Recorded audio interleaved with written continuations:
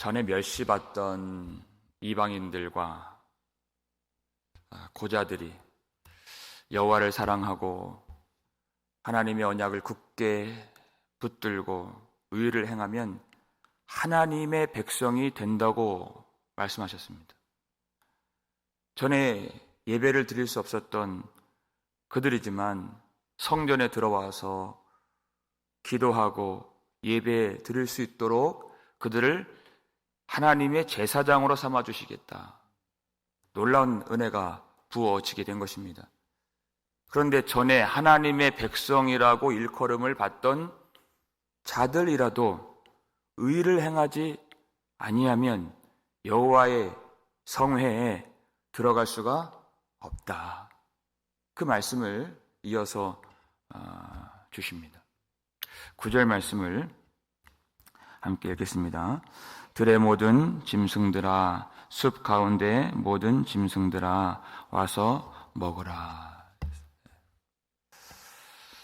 이사야 5장을 보면 하나님이 수고하셔서 포도원을 만드시고 극상품 포도나무를 심으셨는데 좋은 열매를 맺지 못하고 들포도를 맺었죠.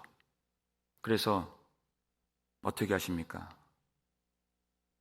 울타리를 다 거두시고 담을 허무시고 그 이스라엘 백성들을 먹힘을 당하게 하시고 짓밟히게 하리라 그랬습니다.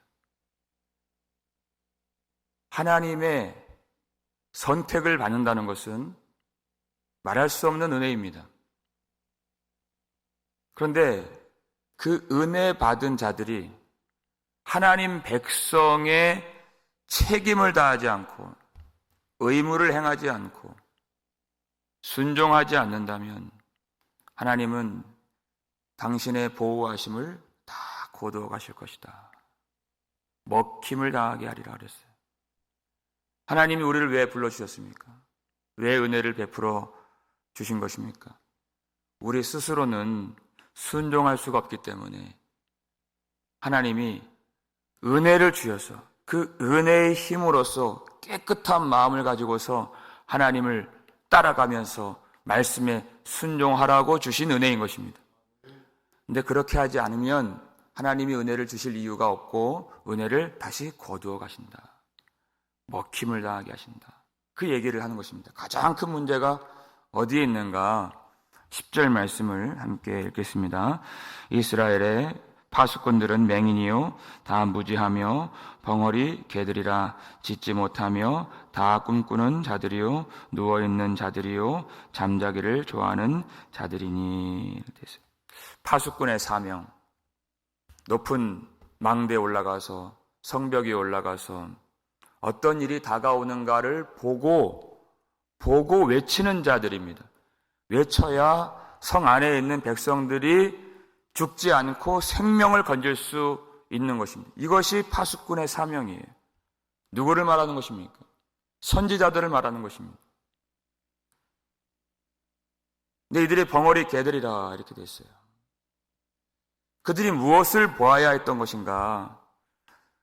망대 위에 올라가서 적군들이 오는 것, 보는 것, 여러분 선지자가 하는 일이 아닙니다. 그것을 보내시는 분은 하나님이십니다. 왜 그들이 보지 못하고 왜 그들이 짓지 못하는가? 하나님의 말씀을 듣지 않았기 때문입니다. 사람들이 말하는 우리에게 선견하지 말라, 우리에게 부드러운 말을 하라 하는 사람들의 말을 들을 뿐, 사람들의 비위를 맞출 뿐 하나님께로부터 오는 말씀을 듣지 않았기 때문에 그들은 본 것이 없고 외칠 수가 없었던 것입니다. 벙어리 개들이라. 짖지 못해요. 재앙이 다가오고 심판이 지금 코앞에 다가왔는데도 짖지 못하는 벙어리 개들이라. 그러면서 눕기를 좋아하고 잠자기를 좋아하는 심한 게으름에 빠져있는 그들이 지금 무엇을 쫓아가는, 무엇이 그들을 이끌어가고 있는 사람들입니까? 11절 말씀을 함께 읽겠습니다. 이 개들은 탐욕이 심하여 족한 줄을 알지 못하는 자들이요 그들은 몰지각한 목자들이라 다 제 길로 돌아가며 사람마다 자기 이익만 추구하며 이렇게 되어 있어요. 탐욕이 심하여. 무엇이 그들을 이끌어가는가? 탐욕이 그들을 이끌어간다. 여러분, 믿는 자들에게는 하나님이 성령의 소욕을 주십니다. 성령을 향한 욕심. 하나님 우리에게 말씀을 주옵소서. 갈급한 심령으로 하나님께 성령이 주시는 그 소욕을 따라가면서 구하면 하나님이 그 말씀을 안 주시겠습니까? 하나님이 그것을 주기를 원하시는 것인데, 충만하게 채워주시기를 원하는 성령인데 그것을 안 주시겠어요? 그런데 그 성령의 소욕이 점차 줄어들면은 육신의 정욕이 고삐가 풀려서 날뛰게 되는 것입니다. 탐욕이 그들을 이끌어간다는 것이. 선지자 노릇을 하는 것도 결국은 자기의 탐욕을 채우기 위함이었어요. 물질의 보상을 받든지 아니면 사람들의 존경을 받든지 아니면 나의 명예를 위하여 하든지 하나님께로부터 오는 그것이 아니라 세상으로부터 사람들로부터 오는 그것을 받고자 하는 것입니다. 문제는 하나님께로부터 받은 것이 없다. 하나님께로 백성들을 인도하는 일에, 이끌어가는 일에 전혀 관심이 없다는 것입니다. 하나님의 뜻이 무엇인가? 하나님의 마음이 무엇인가?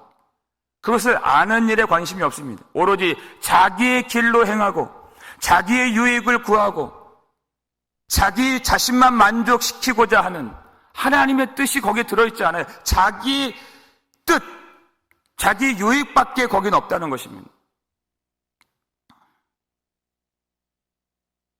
그러니까 이 백성들이 얼마나 기진하고 핍절하고 위태롭고 위험한 상황 가운데 있는가 전혀 깨닫지를 못하는 것입니다. 하나님의 심판이 지금 바로 앞에 와 있고 지옥의 벼랑 끝에 대롱대롱 매달려 있는 그 영혼들이 있는데도 평안하다 평안하다 하나님이 주지도 않는 그런 말씀을 전하는 몰지각한 자들이라 그랬어요. 몰지각한 자들이라. 그래서 이스라엘 백성들이 그 큰 어려움에 빠지게 되었던 것입니다. 그들의 관심이 무엇인가? 12절 말씀 읽겠습니다. 오라 내가 포도주를 가져오리라 우리가 독주를 잔뜩 마시자 내일도 오늘같이 크게 넘치리라 하느니라. 그들의 관심은 오로지 세상에 있는 쾌락을 누리는 것. 오라 내가 포도주를 가져오리라 우리가 독주를 잔뜩 마시자 하는 것입니다. 하나님이 주시는 기쁨, 이방인 고자라도 성전에 들어와서 만민이 기도하는 내 집에서 내가 너희를 기쁘게 하리라. 하나님이 기쁘게 해주신다 그랬어요. 너희들은 하나님이 주시는 성령이 주시는 그 기쁨에 관심이 없어. 세상이 주는 그 기쁨, 먹고 마시는.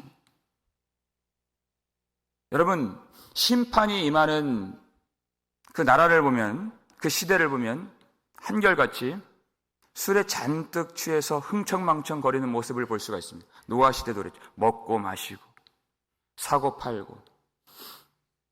바벨론도 그랬죠. 잔뜩 그 성전 기명으로 술을 부어서 마시는 그 모습.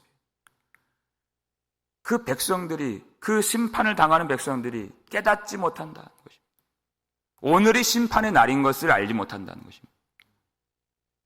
그것은 하루하루 날이 갈수록 더 심해집니다. 보니까 내일도 오늘같이 크게 넘치리라 그랬어요. 그것은 망해야 끝나고 죽어야 끝난다는 것입니다. 여러분, 작은 유혹이 올 때 그것을 가볍게 여기지 마십시오. 술 한 잔 마시는 거. 문제는 그가 어떤 길로 가고 있느냐가 문제인 것이. 그것은 오늘보다 내일 더 심해지는 것입니다. 그래서 회개는 오늘 하는 것입니다. 오늘 이때라 하신 것이. 오늘은 하나님의 묵시를 받고 이상을 받고 말씀을 받아서 전하기에도 내가 깨닫기에도 부족한 시간이라는 것입니다. 그게 문제라는 것이에요. 한 잔의 문제가 아니라 그 가는 길이 여호와의 길이 아니기 때문에 문제라는 것이에요. 그런데 하나님이 성령을 받은 우리 모두가 이제는 다 그 만민들이 제사장이라고 그랬습니다. 이건 놀라운 특권이죠. 놀라운 은혜예요. 거기에는 제사장으로서의 책무와 의무와 사명이 반드시 수반되어야 한다는 것입니다. 그 놀라운 은혜예요. 거기에는 사명이 함께 가야 은혜가 진짜 은혜가 되는 것이에요. 우리 같은 사람들을 하나님이 하나님의 집에 제사장 삼아 주셔서 기도를 드릴 때마다 내가 여기 있노라 응답해 주시고 예배를 드릴 때마다 하나님이 기뻐 받아주시는 것, 얼마나 놀라운 은혜입니까? 구약의 제사장들 1년에 한 번 대속죄일 한 번만 그도 들어갈 수밖에 없었던 지성소, 우리는 날마다 예수 이름 부르면서 은혜 보좌 앞으로 담대히 나아갈 수 있도록 우리 모두를 제사장 삼아 주신 것입니다.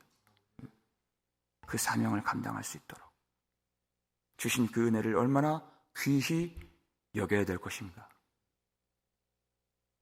우리 1절 말씀 함께 읽겠습니다. 의인이 죽을지라도 마음에 두는 자가 없고 진실한 이들이 거두어감을 당할지라도 깨닫는 자가 없도다. 의인들은 악한 자들 앞에서 불리어 가도다. 선지자들이 말씀을 온전하게 전하지 아니하니까 백성들이 다 맹인이 되었어요. 이 백성들이 말씀을 쫓아가지 못하고 임박한 심판 앞에서도 쾌락을 섬기고 자기 배를 섬기고 이 세상을 더 좋아하고 우상 앞에 절을 하고 예배하고, 그러니까 하나님이 주신 이 말씀의 정의와 공의가 이 땅 가운데 서지를 못하는 것입니다. 그러니까 어떤 결과가 일어나게 되는가? 하나님의 말씀을 신실하게 붙들고 살아가는 의인들이 이 땅에서 죽어나가는 그런 일들이 벌어지게 돼요. 이스라엘 백성들의 땅이 세상과 같아져서 도무지 하나님의 말씀으로 통치를 받지 않는 그런 땅이 되어서 오히려 하나님의 백성들이 여기서 고난을 당하고 핍박을 당하고 죽임을 당하는 그런 일이 벌어지게 된 것입니다. 그것이 무엇을 의미하는 일일까요? 의인들이 그 땅에서 죽어나간다. 무엇을 의미합니까?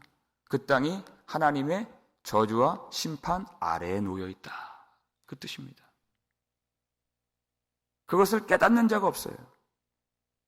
여러분, 이 시대의 이 사회를 보고 여러분 이 나라를 볼 때 심판의 징후들이 참 많이 나타납니다. 하나님의 법을 떠나고 하나님의 영광을 스스로 버리고 이제 임박한 심판이 다가오는 것을 믿음의 눈으로는 볼 수가 있는데 그것을 깨닫는 자가 없고 그것을 보고 우는 자가 없다. 그 말씀을 하시는 것입니다. 예수님이, 전혀 죄가 없는 예수님이 불법적인 신문을 당하시고 인간의 법정에서 사형 선고를 받으셨어요. 그리고 십자가를 지시고 골고다 언덕을 올라가게 되셨습니다. 무슨 의미가 거기에 담겨 있습니까? 진짜 문제는 이제 곧 십자가에서 죽임을 당하시는 예수님이 아니라 이 땅이 의인을 그렇게 죽어나가게 만드는 이 땅이 하나님의 진노와 심판 앞에 놓여 있다. 그것이 문제라는 거지. 그러니까 십자가를 예수님이 지고 올라갈 때 여인들이 울면서 따라가니까 예수님이 고개를 돌리면서 나를 위하여 울지 말라, 너희와 너희 자녀를 위하여 울라, 이렇게 말씀하신 것입니다. 의인들이 죽는 이 땅에서 너희들이 어떻게 되겠느냐. 하나님의 심판이 이제 임하게 될 것인데, 하나님의 아들마저도 죽이는 이 세상에서 하나님이 그것을 가만두시겠느냐. 너희와 너희 자녀를 위하여 울라 하는 것이에요. 의인들이 이 땅에서 죽는 것은 의인들의 문제가 아니라는 것입니다.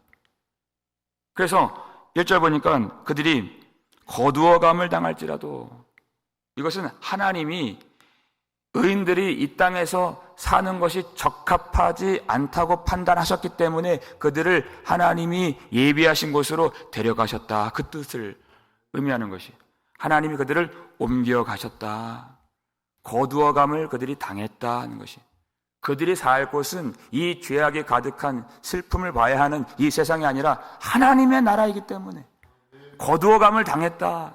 누가 문제가 되겠느냐. 2절 말씀 읽겠습니다.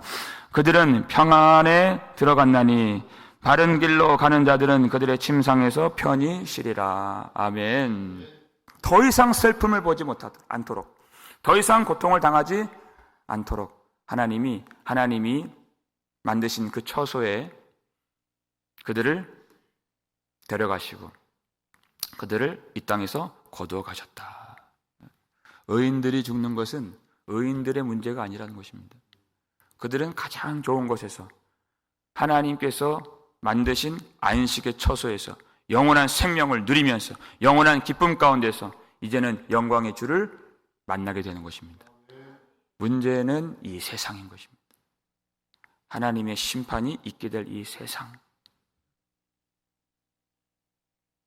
이 세상이 왜 이렇게 되었는가? 하나님의 말씀이 온전하게 선포되지 않았기 때문에 이렇게 된 것입니다. 하나님이 이 세상에 그래서 교회를 세워주신 것입니다. 우리가 모여서 만나서 교회 안에서 수고하고 땀 흘리고 서로 위로하고 축복하고 예배드리고 또 찬양하고 하는 것들이 너무나도 아름다운 일이지만, 하나님이 이 교회를 세워주신 진짜 이유는 우리가 갖고 있는 은혜가, 우리에게 주신 성령의 능력이, 우리에게 주신 진리의 말씀의 빛이 우리 교회 담벼락을 넘어서 이 흉악하고 죄 많고 강포한 이 세상, 어두운 세상을 비추며 그들을 하나님께로 돌아오게 하는, 하나님의 은혜를 그들도 경험하게 하는, 하나님의 정의와 공의가 세워져서 하나님의 통치가 이 땅에 미치도록 하는 그 목적을 가지고 이 교회를 세워주신 것입니다. 빛과 소금이 되라는 것입니다. 하나님이 우리를 그 목적을 가지고 불러주신 것입니다. 그래서 우리 교회를 세워주신 것입니다. 우리에게 은혜를 베풀어 주신 이유,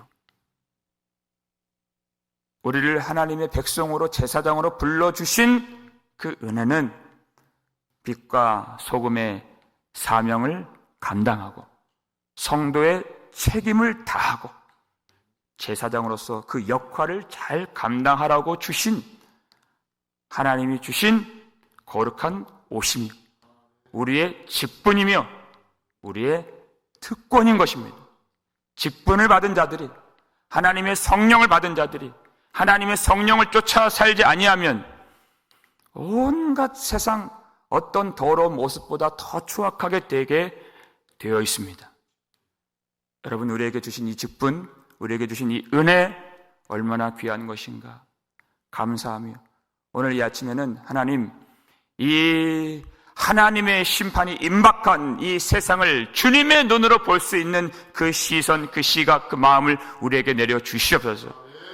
우리의 눈에 눈물이 말라버렸습니다.